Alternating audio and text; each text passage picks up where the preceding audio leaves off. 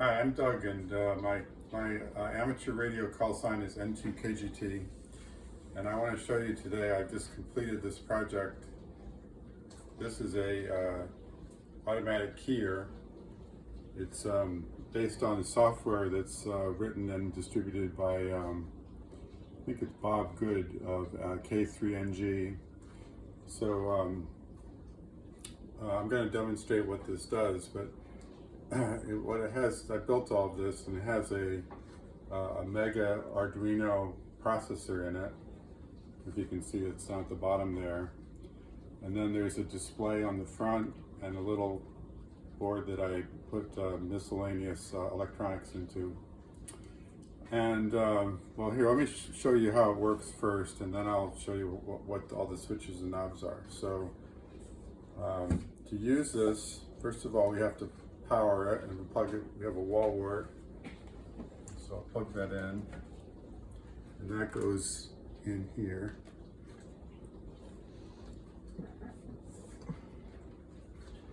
And then to use it, this is to generate Morse code. I don't know if I said that. This is called a paddle. This is a bencher paddle.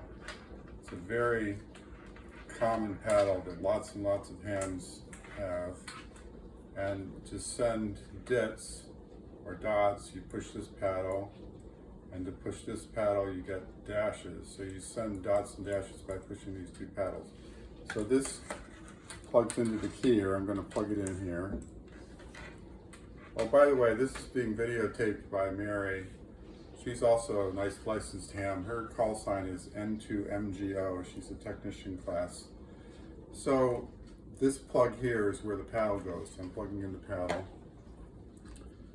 And you can also send Morse code with what's called a straight key. This is the standard key that you push down. Everybody's seen one of these.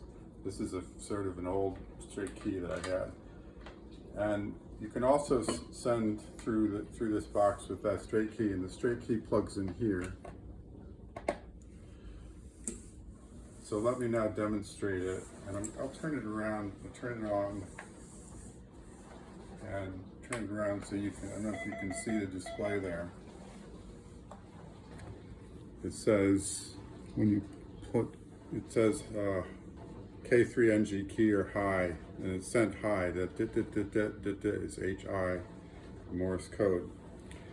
So now, as I said, to send dots, you push this paddle in, and those is sending the dots. And when I push the right paddle in, I get dashes.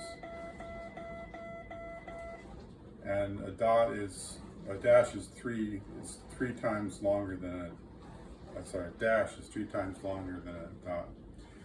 There's also, as you notice, there's a light flashing here when that indicates that it's sending out onto the airwaves. And there's a third socket here that connects from this keyer to a transmitter. So it's when it wants to send a dot, it sends that out through cable. So you would have a cable connected to your transmitter, and that light is indicating that the keyer, this is called a keyer, is telling the transmitter to transmit the dots or dashes. So let me just send a little, and this display is showing me it's decoding what I'm sending. So I'll just send hello there. So it's HELLOTHERE.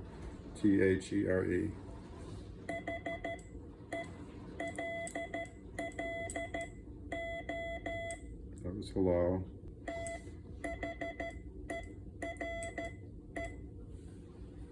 There? Mm-hmm. This display scrolls, so.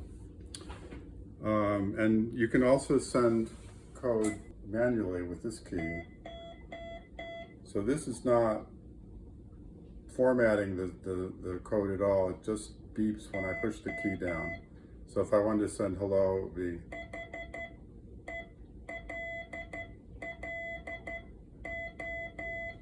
So the code isn't quite as perfect, but you can do that too. So this knob controls the speed. I've been sending this at 13 words per minute. You can turn it down as 12, 11, 10. So if I turn it down to 7's as far down as it goes. So if I set it to 7, the dots are a lot slower now. So those are dots and dashes. So if I sent hello now, it would sound like this.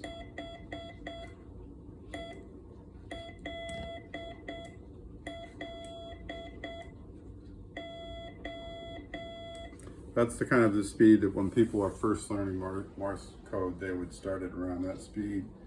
I have it set to about 13. I've been practicing at 13. So this sounds like,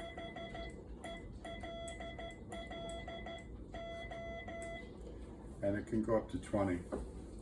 So the only other thing to show you in the back, the other thing that you can do is put this in command mode. If you push, there's 3 buttons on the top.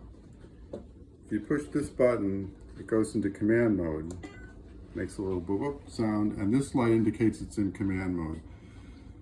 Now, if I send a letter with the paddle, it does not key the transmitter. This will not come on, but it does a command. It'll set a command. So if I send an E, it'll respond with the words per minute that's set. That was 13. If I send it a W, it'll let me set the words per minute, and I'll show you how that works. That was a W. Now it's in set speed mode. If I push this one, it speeds up. If I push this one, it slows down. And when it's at the speed that I want, I squeeze both paddles. Okay. So now it's still in command mode, so if I push this button again, it'll go out of command mode. That toggles it in and out. Now it's set to that slower speed. So the idea is that the command modes lets you set a lot of different parameters. These 2 buttons are for memory, so if I can memorize 2 different sequences. So if I put it in command mode and push this button, memory 1, now what I send will be memorized. So it's not sending, it's memorizing. So I'll send CQ.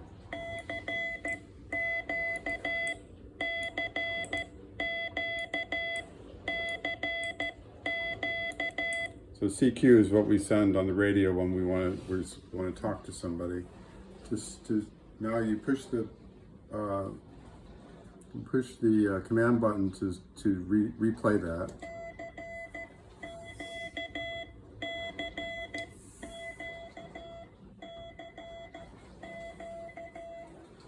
And then if I push command again, it goes into normal mode. Now when I push this button, it'll just play that back.